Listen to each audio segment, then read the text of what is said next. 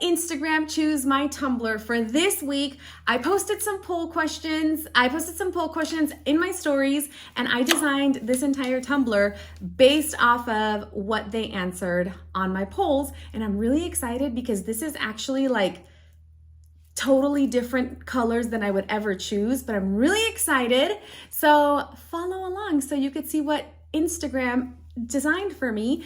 Also, huge shout out to Nikki from Nikki's Knacks. Boo, thank you so much for this YouTube idea. It's so cute and I'm so excited.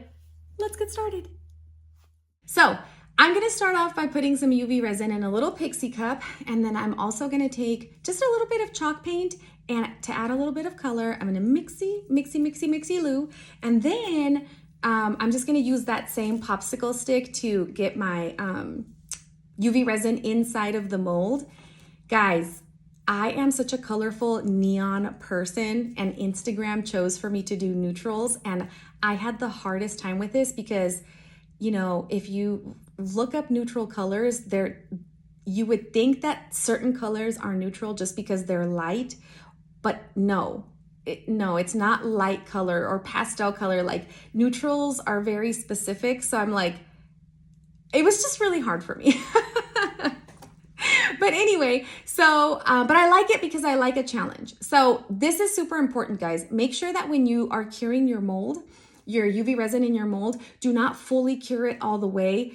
I think I did about 1.5 minutes, maybe 2 minutes, but I was also checking it. So you need to make sure that you're checking it because you do want it to be fully formed, but you want it to be able to bend because we're gonna put it on our tumbler. So you want it to have that like movement to where you can mold it to the curve of the mug.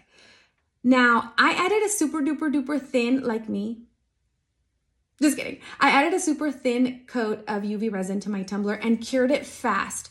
Why did I do that? I did that just so that it would be sticky, but not my little accent wouldn't be slipping and sliding everywhere like I slide into Bad Bunny's DMs.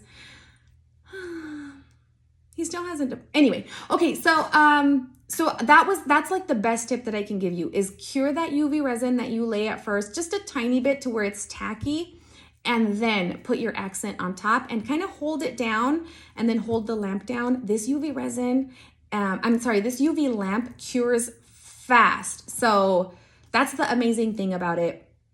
I repeated the same process at the bottom, did the same thing, cured it super fast to make it sticky, added my little accent, held it in place, and you literally only have to hold the lamp above it for like 5 seconds, and then it's like on there. But of course, I ended up doing like 2 minutes just to fully cure everything and to make sure that it was good to go. I did the same thing on the handle. The handle was a little challenging just because of the way it's shaped, but it was so worth sticking it out because I love the accent on the handle. It like makes it for me. So once I was done with the accents, I went ahead and cured everything properly, made sure that it wasn't going anywhere. And then I went in with my prep. I'm obsessed right now with chalk paints from Hobby Lobby because acrylic paints aren't necessarily the best for prepping for lots of reasons, but one of the main reasons is you always have to end up doing lots of coats, and chalk paints usually have better coverage. Also, chalk paints dry fast. I normally do a thicker coat than I'm doing now so that I could get better coverage in just one coat, but you don't want to puddle your paint or else you're going to lose those beautiful accents, and the whole point is for them to stand out. So you have to be patient and do thinner coats and then just kind of shove your brush inside of the little detailing.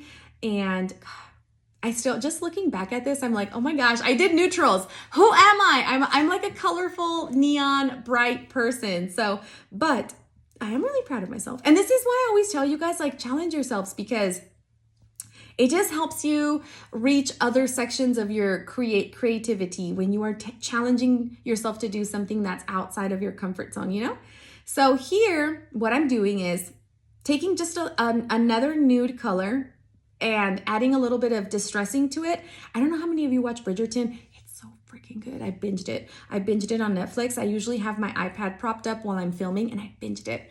And so this gives me like major Bridgerton vibes. And I feel like back in the day, neutral colors were like really big. So I feel like you saw more neutrals than you do now. I feel like now it's color. But I was kind of inspired by Bridgerton. and also a cup that I did recently, which I'll show you. But I kind of just wanted to add a little bit of accent so that my cup wasn't just one, neutral color. I wanted to at least add a little bit of depth. And so make sure that when you're adding those little touches of another color, make sure that you take that paintbrush and also brush it over like the detailing and the accents, because you want to make sure that your entire cup looks like cohesive, like it goes together. And if your little accents are just a completely different color than the rest of your cup and don't have that same distressing, they're gonna look like they don't belong, right? Because I kind of wanted to make my cup look like an antique.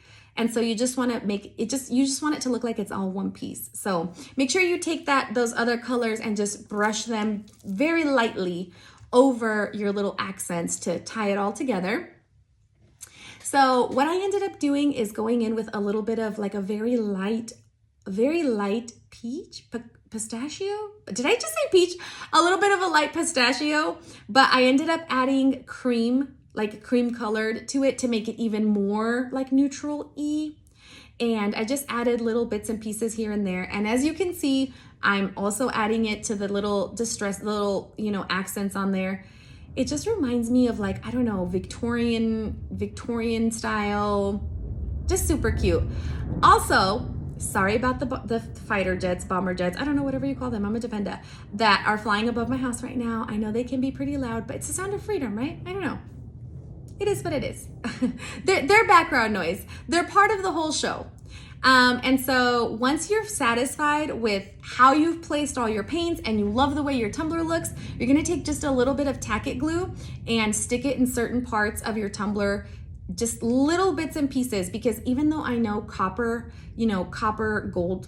flakes are not neutral, I needed to add something. I was like, no, I need to add something, and this is gonna be the one thing that I'm gonna try to get away with. That's not technically a neutral, but it needs it. It needs something. So I went ahead and added it. Now guys, once again, don't forget your little accents. Make sure you put a little bit of glue on them, just in certain sections, not over the whole thing, because you want it to all just blend in together. And a little tip that I can give you is take your paintbrush and just, make sure you go over and over and over that foil until you make it lay completely flat, completely smooth. Especially, it's really important in the sections that do have the detail, because you don't want the foil to just like ball up and lose your detail. So make sure you're making sure that it blends in good. Then I went in with 30 mLs of epoxy and a fine paintbrush to make sure that I got all the little details, to make sure that I got everything nice and covered without, letting the epoxy puddle up in those sections. And once I let that fully, spin for 12 hours, I started on the decal. So I did reverse weeding. Reverse weeding is when you remove the inside letters versus removing the big piece of vinyl on the outside. And basically what I did was create a stencil, because I could not find vinyl in my craft room that was like a neutral color that matched, and I did not want to do black. So, and of course black is not a neutral color. I did not want to do black because I just felt like it was going to throw off I just didn't want to do black. I was like, I don't know, just random, black. So what I did was I decided to create my own color, and I created a little stencil with the quote that, by the way, you guys chose, and I did very thin coats of the same colors that I used on the cup, but I used the lighter colors so that it would stand out just enough. Now, I recommend you do very thin coats when you do this, because you don't want it to like flood and get under that vinyl, because then you're gonna lose the shape. Does that make sense? So I did a very thin coat, and then I did 2 coats of that beautiful cream color. And when it was dry, I went in and just added like a tiny, itty little bit of rose, that super nude rose, just to create, a little bit of texture.